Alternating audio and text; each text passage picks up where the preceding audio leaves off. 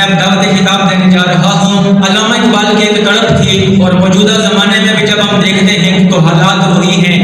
علامہ اقبال کہتے ہیں کہ نہ اٹھا پھر کوئی رومی عجم کے لال ہزاروں سے،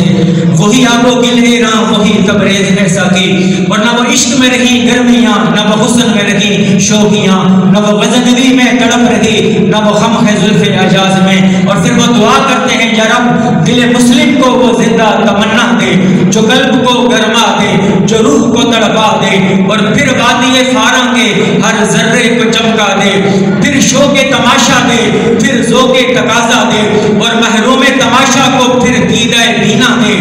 دیکھا ہے جو کچھ میں نے اوروں کو بھی دکھلا دے، اور بھٹکے ہوئے آہو کو پھر سوئے حرم لے چل، بھٹکے ہوئے آہو کو پھر سوئے حرم لے چل، اس شہر کے بھوگر کو پھر وسعت صحرا دے، اور اس دور کی ظلمت میں ہر قلب پریشان کو، اس دور کی ظلمت میں ہر قلب پریشان کو وہ داغ محبت دے جو چاند کو شرما دے، اور بے لوث محبت ہو،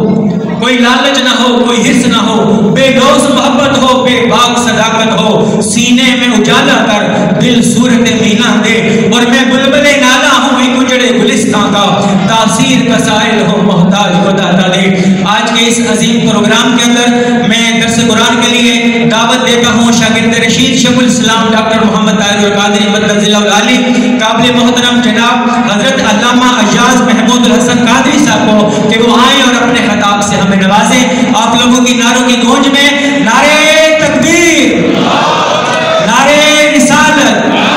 نعرے حیدری۔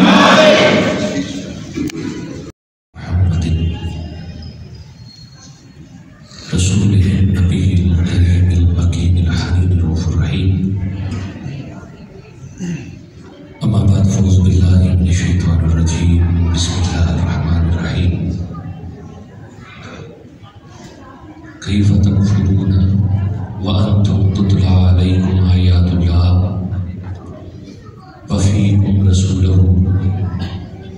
ومن یعتصم باللہ فقد ہدی الی صراط مستقیم، او کما قال اللہ تبارک و تعالی فی شان حبیبہ الکریم، ان اللہ وملائکتہ یصلون علی النبی یا ایھا الذین آمنوا صلوا علیہ وسلموا تسلیما، اللہم صل علی سیدنا محمد وعلی آلہ وصحبہ وبارک وسلم۔ صدق اللہ مولانا العظیم وصدق رسولہ النبی الکریم الامین، ونحن علی ذلک لمن الشاہدین والشاکرین، والحمد للہ رب العالمین۔ لائق صدر احترام صدر مجلس محترم المقام محترم قاضی زاہد حسین صاحب، صدر پاکستان عوامی تحریک پاکستان، محترم المقام محمد مسعود عثمانی صاحب، صدر تحریک منہاج القرآن کراچی ڈویژن، محترم عتیق چشتی صاحب، ناظم تحریک منہاج القرآن کراچی ڈویژن، محترم صاحبزادہ محمد ثاقب نوشاہی صاحب، صدر پاکستان عوامی تحریک کراچی ڈویژن، محترم المقام حضرت علامہ حافظ قاری غلام غوث چشتی صاحب، مدد العالی صدر منہاج القرآن علماء کونسل، محترم المقام حضرت علامہ محمد اکرم مجاہد صاحب، درگاہ سمندری بابا خطیب جامع مسجد علی علیہ السلام، و دیگر جملہ قائدین تحریک منہاج القرآن، قائدین پاکستان عوامی تحریک، قائدین منہاج القرآن یوتھ لیگ، مصطفی اسٹوڈنٹس موومنٹ، منہاج القرآن ویمن لیگ، اور شاکان غلامان مصطفیٰ صلی اللہ علیہ وسلم۔ اللہ جل و کریم کا بڑا فضل و احسان ہے کہ جس نے اپنی توفیق خاص سے اور رحمت خاص سے آج ہمیں اپنے گھر میں وہ جگہ جہاں پر بلا تعطل اللہ کی رحمت برستی رہتی ہے، اس میں اپنی کتاب قرآن حکیم کے فہم کے لیے اور اس کے سمجھنے کے لیے یہاں پر جمع فرمایا ہے۔ عزیزان گرامی قدر، دروس قرآن کا وہ سفر جو حضور سید شیخ الاسلام پروفیسر ڈاکٹر محمد طاہر القادری مدثر العالی نے سرزمین جنگ سے شروع کیا تھا، پھر لاہور منتقل ہوا، لاہور میں سمن آباد، شادمان، اور پھر وہاں سے نکل کر چاروں صوبوں کی کیپٹل، اس میں سندھ، اور سندھ میں پھر یہ مرکزی جامع مسجد رحمانیہ، اس میں وہ سلسلہ جو حضور سید شیخ الاسلام نے 80s میں شروع کیا تھا وہ بحمد اللہ تعالیٰ آج تک اپنے تسلسل کے ساتھ جاری و ساری ہے۔ اس کی وجہ یہ ہے کہ اللہ رب العزت نے جو دین متین ہمیں عطا کیا ہے اس میں جو بنیادی اور مرکزی حیثیت ہے وہ دو ہی چیزوں کی ہے، ایک قرآن اور ایک صاحب قرآن۔ اور تحریک منہاج القرآن کی بنیادی فکر ہی یہی ہے کہ نسبت قرآن نصیب ہو اور نسبت صاحب قرآن نصیب ہو، اور اسی نسبت قرآن اور نسبت صاحب قرآن کو مضبوط کرنے کے لیے جو میں نے آیہ کریمہ سورہ آل عمران کی آیت نمبر 101 تلاوت کی ہے، یہی اللہ رب العزت نے ارشاد فرمایا ہے کیف تکفرون، یہ تم کیسے کافر ہو سکتے ہو۔ بڑی قابل توجہ ہے یہ بات کہ اللہ فرما رہا ہے کہ کیف تکفرون، تم کیسے کافر ہو سکتے ہو، سوال کر رہا ہے۔ اب ذرا چشم تصور میں چلے، آج سے 1400 سال پہلے جب یہ آیہ کریمہ اتری تھی تو وہ جو سب سے پہلے مخاطب تھے جنہیں اللہ خطاب کر رہا تھا وہ کون تھے؟ وہ سیدنا ابوبکر صدیق تھے، عمر فاروق تھے، عثمان ولی تھے، اور حضرت عبد الرحمن بن عوف تھے، جملہ صحابہ تھے۔ اللہ انہیں فرما رہا ہے، اللہ ان سے خطاب کر رہا ہے کہ اے میرے محبوب صلی اللہ علیہ وسلم کی معیت میں اور مجلس میں بیٹھنے والوں، بھلا تم کیسے کافر ہو سکتے ہو، کیسے کافر ہو سکتے ہو؟ باری تعالیٰ ذرا وضاحت تو کر، ہمارے ایمان کی جو تو ضمانت دے رہا ہے، جو تو فرما رہا ہے کہ ہمارے نزدیک کفر آ نہیں سکتا، ہم کفر سے بھٹک نہیں سکتے، ہم کفر کی طرف جا نہیں سکتے، ہمارا ایمان کبھی متزلزل نہیں ہو سکتا، باری تعالیٰ ذرا وضاحت تو کر دے، ایسی کون سی ضمانت تو نے ہمیں عطا کی ہے جس بلبوتے پر تو ہمیں سوال کر رہا ہے کہ کیف تکفرون، کہ تم کیسے کافر ہو سکتے؟ فرمایا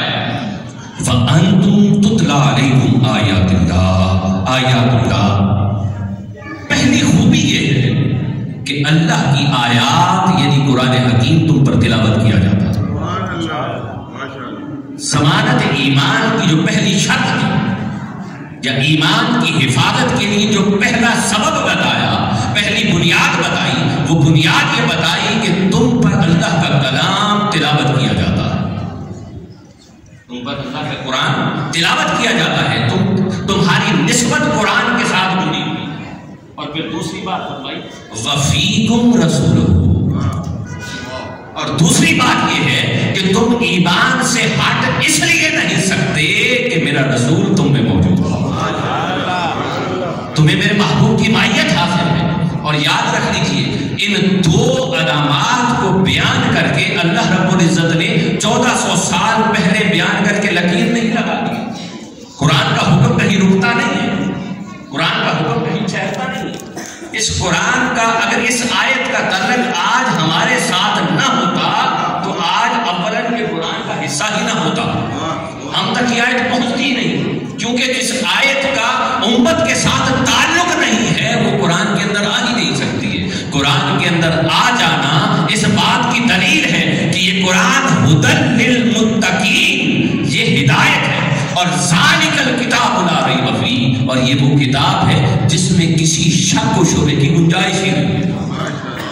وہ جو 1400 سال پہلے بیان فرمایا کہ تم پر تمہارے پاس نسبت قرآن موجود ہے اور نسبت رسالت موجود ہے، ان دو نسبتوں کی بنیاد پر اللہ فرما رہا ہے اے ابو بکر و عمر، اے عثمان و علی، تم کبھی کافر نہیں ہو سکتے۔ ارے وہی حکم اگر آج کے دور پہ تم اطلاق کیا جائے تو اگر آج بھی جسے نسبت قرآن میسر آ جائے اور نسبت صاحب قرآن میسر آ جائے تو وہ کبھی بھی سیدھے راستے سے بھٹک نہیں سکتا، سیدھے راستے سے بھٹک نہیں سکتا ہے۔ اور یہی بنیاد ہے تحریک منہج۔ یہ جو دروس قرآن کا جو سلسلہ شروع ہوا، دروس قرآن کا سلسلہ شروع ہوا، دروس قرآن کا سلسلہ شروع ہی سے یہ ہوا کہ آج کے دور میں جہاں ہر طرف انٹرنیٹ کے ذریعے، ٹی وی چینلز کے ذریعے، میڈیا کے ذریعے، سوشل میڈیا کے ذریعے ایمان پر مختلف حملے ہو رہے ہیں،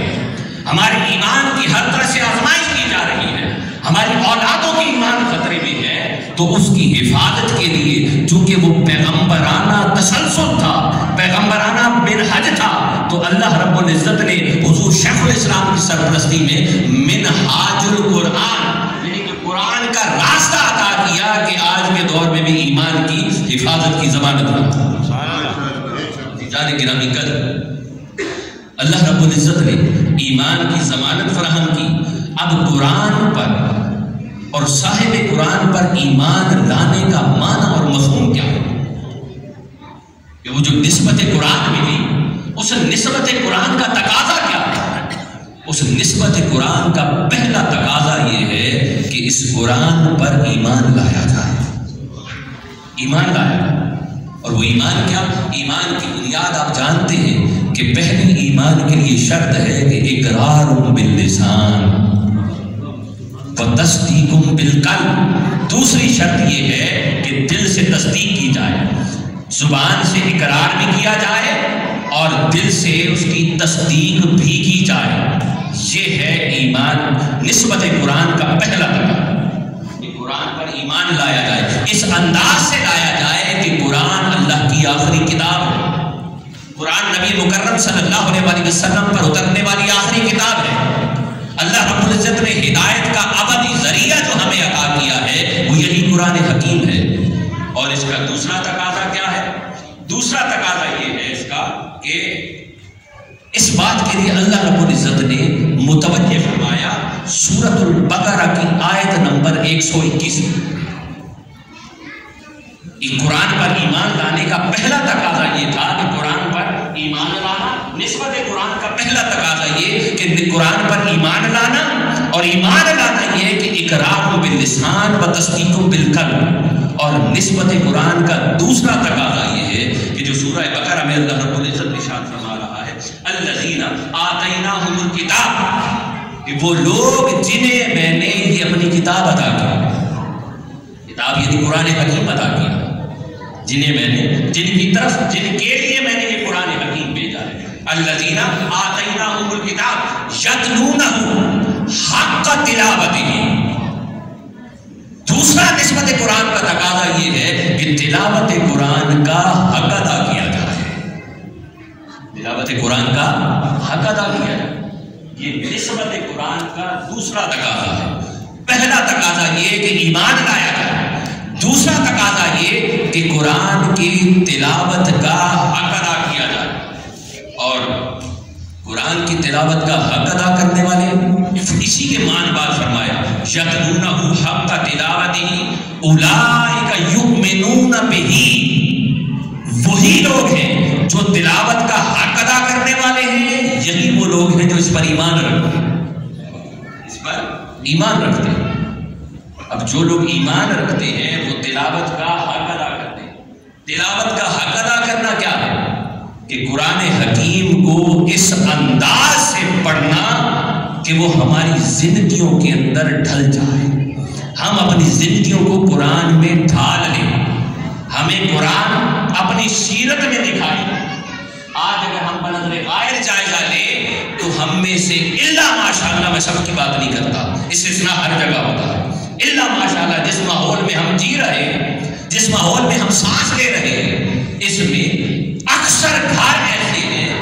کہ سال ہر سال تک قرآن کے گھر میں موجود ہونے کے باوجود زیارت تک نصیب نہیں ہوتی،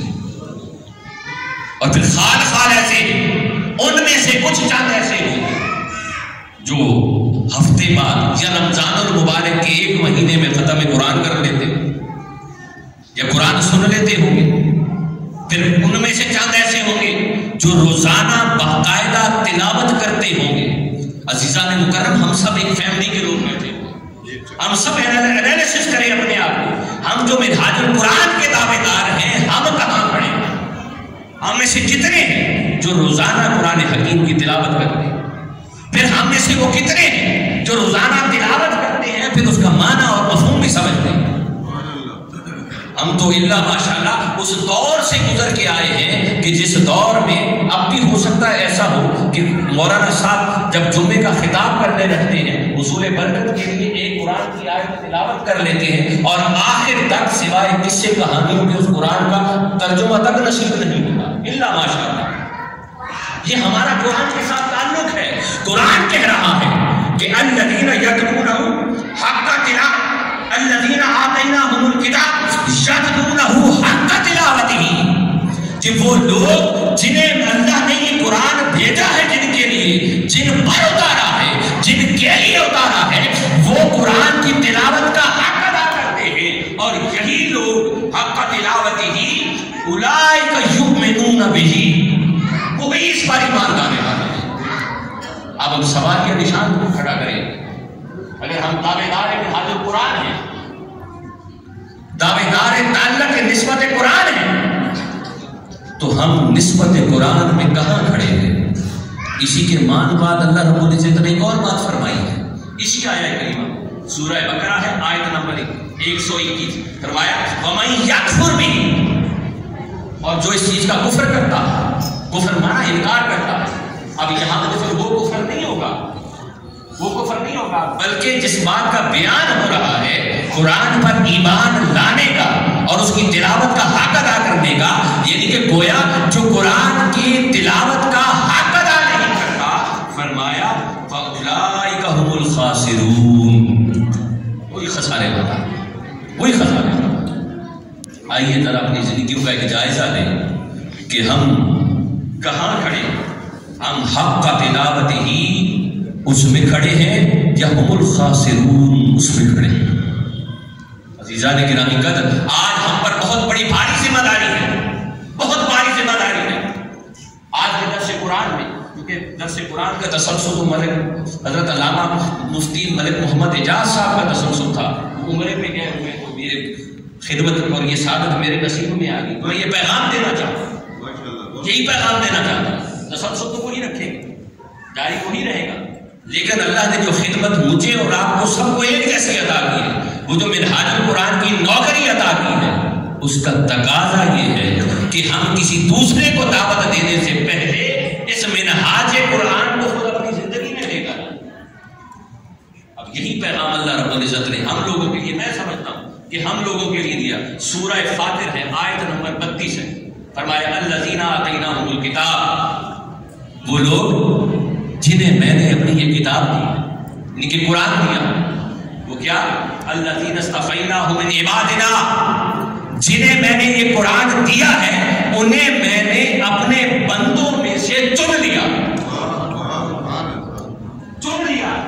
چنے ہوئے بندوں کو میں نے عطا کیا۔ وہ آپ سب نے سنا ہو، شیخ الاسلام بڑی خوبصورت تفسیر فرماتے ہیں کہ ایک بندہ ہونا الگ ہے اور ایک اس کا بندہ ہونا الگ ہے۔ اللہ فرما رہا ہے کہ اصطفیناہم من عبادنا، ہم نے اپنے بندوں میں سے چن لیا، یعنی کہ وہ جو سارے اس کے بندے تھے۔ اگر اس دوسرے تناظر میں دیکھا جائے کہ قرآن ہی کہتا ہے کہ ان کل من فی السماوات والارض الا آتی الرحمن عبدا، اس کائنات میں جو کچھ بھی ہے، خواہ وہ ذرے ہیں، خواہ وہ پانی کے قطرے ہیں، یہ سمندر ہے، یہ آبشاریں ہیں، یہ ادھر ہے، یہ ادھر ہے، یہ یہاں ہے، یہ وہاں ہے، یہ گیا ہے، یہ گما ہے، یہ ہواؤں کے فراقے، یہ فضاؤں کے سناٹے ہیں، یہ ساغر کی ہلچل ہے، یہ میکدے کی چھلبل ہے، یہ ریتوں کی افتاد ہے، یہ زائدوں کی فریاد ہے، یہ گنگا کی موجیں ہیں، یہ جمنا کی لہریں ہیں، ارے یہ فلک وہ اس کو گزار ہے،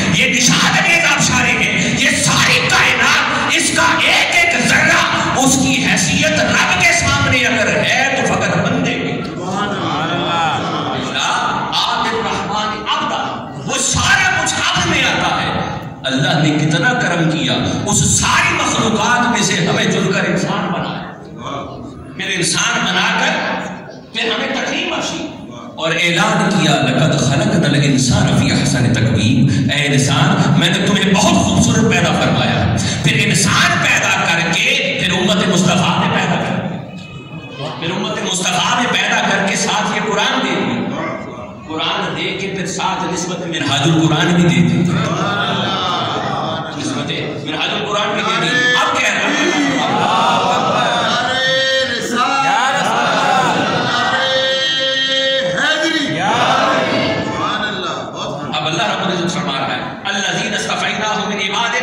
ان لوگوں کو جنہیں میں نے اپنے بندوں میں سے چن لیا، پھر چن کر انہیں کیا کیا، ثم اورثنا الکتاب، انہیں میں نے اس کتاب کا وارث بنایا۔ پھر ہر کسی کو وارث نہیں بنایا، بندوں میں سے چنا، بندوں میں سے چن کر ان چنیدہ بندوں میں سے چند ایک کو اس نے اس قرآن کا وارث بنا دیا، اس کتاب کا وارث بنا دیا۔ تو پتہ یہ چلا اللہ کے چنے ہوئے بندے تو سارے ہوتے ہیں اور کتاب بھی سب کو ملتی ہے، لیکن اللہ وارث ہر کسی کو نہیں بناتا، اللہ وارث ہر کسی کو نہیں بناتا ہے۔ وہ تو فرماتا ہے افمن شرح اللہ صدرہ للاسلام فهو علی نور من ربہ، اللہ جس کا سینہ اس دین کے لیے کھول دیتا ہے تو اس کے سینے میں وہ نور رکھ دیتا ہے، اس کے سینے میں نور آتا ہے۔ دوستان مکرم، نور اسی کو ملتا ہے جس کا تعلق نور والے کے ساتھ ہوتا ہے۔ کتابیں وہی ہوتی ہیں، وہی اصول ہوتا ہے، وہی فقہ ہوتی ہے، وہی شرع ہوتی ہے، وہی احادیث ہے، وہی کتابیں ہیں، وہی علم ہے، وہی فن ہے۔ نور والا بھی وہی پڑھ رہا ہے، ظلمت والا بھی وہی پڑھ رہا ہے۔ اللہ ہر ایک کو یہ نور عطا نہیں کرتا، بلکہ وہ جس کو اس نے کتاب عطا کی ہوتی ہے ان کتاب عطا کیوں میں سے چن لیتا ہے، پھر ان چنیدہ بندوں کو نور دے کر پھر انہیں وارث بنا دیتا ہے، وارث بنا دیتا ہے، اور پھر جنہیں پھر وراثت مل جاتی ہے، یہ قرآن کا وارث ہو جانا نصیب ہو جاتا ہے۔ اب اللہ تبارک و تعالیٰ پھر تین طبقات بیان فرماتا، تین طبقات بیان فرماتا۔ پہلے طبقے میں فرمایا فَمِنْهُمْ ظَالِمٌ لِنَفْسِهِ، اس میں سے کچھ وہ ہیں جو اپنی جانوں پر ظلم کر بیٹھے ہیں، لیکن جن کو قرآن ملا، ہدایت ملی، یہ نسبت قرآن نصیب ہوا، یہ نسبت رسالت نصیب ہوئی، یہ ساری نسبتیں میسر آ گئی، لیکن انہوں نے اس نسبت کی قدر نہ کی، اس نسبت کو اپنی زندگی میں اپنایا نہیں، وہ اپنی جانوں پر ظلم کر بیٹھے، اپنی جانوں پر ظلم کر بیٹھے۔ اور اس بات کو اللہ رب العزت نے جب ظلم کر بیٹھنے کی بات کی تو فرمایا اے بندے تو میرے محبوب کا امتی ہے، اب اتنا میں کرم کر دیتا ہوں کہ جب تمہاری نسبت کمزور ہونے لگ جائے، نسبت قرآن کمزور ہونے لگ جائے، نسبت مصطفیٰ کمزور ہونے لگ جائے، تو جان لو کہ تم جب زندگی میں ظلم کے راستے پر چل پڑو اور ظلم تم اپنی جان پر کر بیٹھو تو پھر ایک ہی طریقہ ہے، ایک ہی سلیقہ ہے، بس اور کہیں نہ جانا، میرے مصطفیٰ کے در پہ آ جانا۔ وَلَوْ أَنَّهُمْ إِذْ ظَلَمُوا أَنفُسَهُمْ جَاءُوكَ، اے حبیب اپنے غلاموں کو سنا دے، فرما دے کہ جب یہ اپنی جانوں پر ظلم کر بیٹھے، کائنات میں انہیں کہیں پناہ نہیں ملے گی، ان کے اعمال میری جباریت کو دعوت دے رہے ہوں گے، میری قہاریت کو دعوت دے رہے ہوں گے، ان کی زندگی اس لائق ہو چکی ہوگی کہ ان پر آگ برسا دی جائے، لیکن محبوب چونکہ ان کو نسبت تجھ سے ہے، تیری امت میں سے ہیں، اب میں یہ طریقہ بتا دیتا ہوں کہ تیرے در کے بغیر آئیں گے تو میں جبار ملوں گا، قہار ملوں گا، اگر یہ تیرے در پہ آ جائیں گے۔ وَلَوْ أَنَّهُمْ إِذْ ظَلَمُوا أَنفُسَهُمْ جَاءُوكَ، اب اے حبیب تیرے در پہ آ جائیں اور پھر کیا کریں، فَاسْتَغْفِرُ اللَّهَ، پھر یہ کیا کریں، مجھ سے آ کے معافی مانگ لیں، مجھ سے معافی مانگ لیں۔ وَاسْتَغْفَرَ لَهُمُ الرَّسُولُ، اے حبیب ان کا کام فقط اتنا ہے، ان کا کام فقط اتنا ہے کہ یہ تیرے در پہ آ جائیں اور معافی مجھ سے مانگے، اب پھر میں ان کے گناہوں کو نہیں دیکھوں گا، ان کی اشیاء اور خطاؤں کو نہیں دیکھوں گا، ان کی نافرمانیوں کو نہیں دیکھوں گا، اب اے مصطفیٰ اب ہم تو تیرے چہرے کو تکیں گے، اب ہم تو تیرے مکھڑے کے طالب دیے، تیرے مکھڑے کی طرف دیکھیں گے۔ وَاسْتَغْفَرَ لَهُمُ الرَّسُولُ، اب اے حبیب اب ہم آپ کے چہرے کو دیکھیں گے، اگر آپ بھی ان کی سفارش کر دیں گے تو پھر کیا، لَوَجَدُوا اللَّهَ تَوَّابًا رَحِيمًا، پھر جو ان کے اعمال میری جباریت کو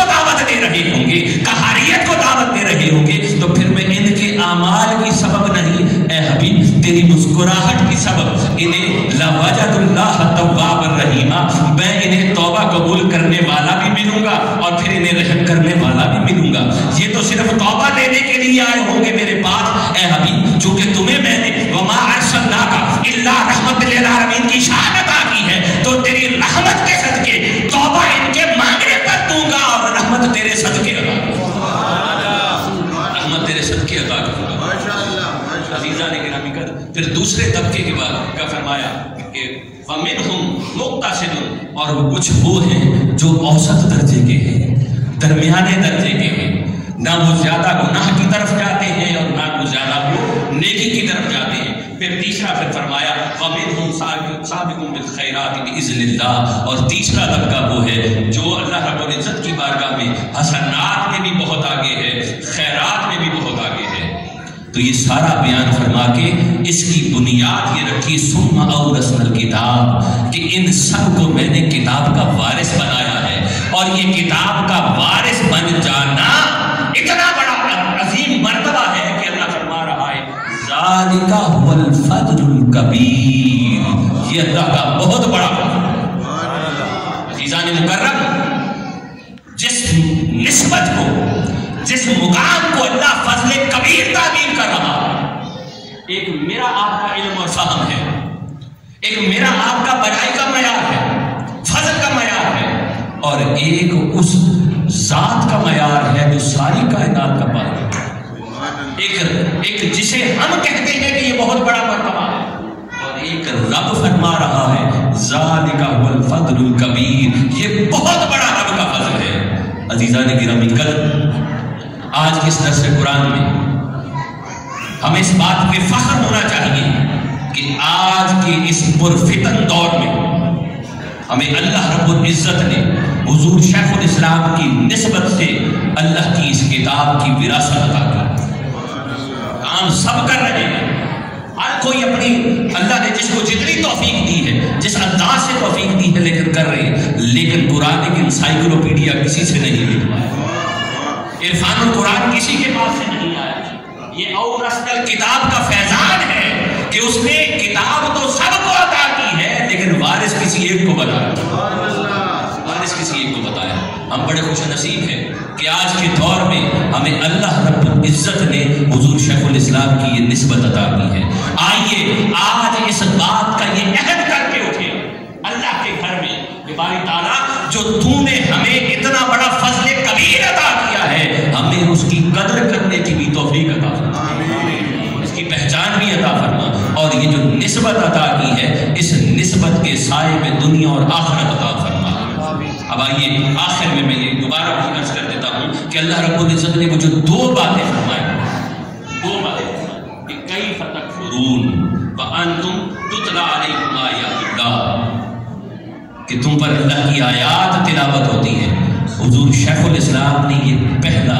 ہمیں سبق یہی دیا کہ نسبت قرآن، رجوع الی القرآن جاری رکھو۔ پھر فرمایا وفیکم رسول، اور رسول تم میں موجود ہے۔ کئی سارے اسپیکٹس ہیں، کئی ساری جہتیں ہیں جس پر بات ہو سکتی ہے، لیکن وقت مختصر ہے۔ اللہ رب العزت نے ان دو چیزوں کے اندر فرمایا کہ تمہارے ایمان کی ضمانت ہے، تمہارے ایمان کی ضمانت ہے۔ آئیے اپنے ایمان کی ضمانت کے لیے اور دنیا اور اخروی کامیابی کے لیے اس نسبت کو اپنے سینوں میں اور اپنی روح میں جاگزی کریں، نہ صرف اس نعمت کو خود تک رکھیں بلکہ اسے اس انداز سے آگے پروموٹ کریں کہ آج ہم اگر 100 بیٹھے ہیں تو اگلے درس قرآن میں 200 بیٹھے ہیں۔ یہ اورثنا الکتاب کا حق ہے، یہ حق ہے، یہ ہمارے لیے لازم ہے کہ وہ جو فہم اللہ رب العزت نے حضور شیخ الاسلام کے ذریعے منہاج القرآن کا ہمیں عطا کیا ہے، یہ اس بات کا تقاضا کرتا ہے کہ ہم خود نہیں پہنچا سکتے، ہم لوگوں کو یہاں بلا تو سکتے، یہاں لا کے بٹھا تو سکتے۔ کسی ولی کے بارے میں کہتے ہیں کہ وہ کسی طوائف کے پاس گیا، وہاں جا کے اس نے اندر دروازہ بند کیا، دروازہ بند کر کے اس سے کہا کہ تو وضو کر لے، خود بھی مصلی بچھا لیا اور اسے بھی مصلی بچھوا دیا، اور اللہ سے عرض کی مولا یہاں تک اسے لانا میرا کام تھا، آگے ہدایت دینا تیرا کام، یہ ہمارا مرکز ہے، یہاں تک لانا، محنت کرنا، بے بے شک یہ بھی اللہ کی توفیق محض ہے، لیکن اس کے لیے محنت کرنا ہمارا کام ہے، آگے اسے ہدایت دینا وہ رب کا کام ہے، اسے ہدایت دینا رب کا کام ہے۔ اللہ رب العزت سے دعا ہے کہ اللہ رب العزت ہم سب کو عمل کی توفیق عطا فرمائے۔ وآخر دعوانا ان الحمد للہ رب العالمین۔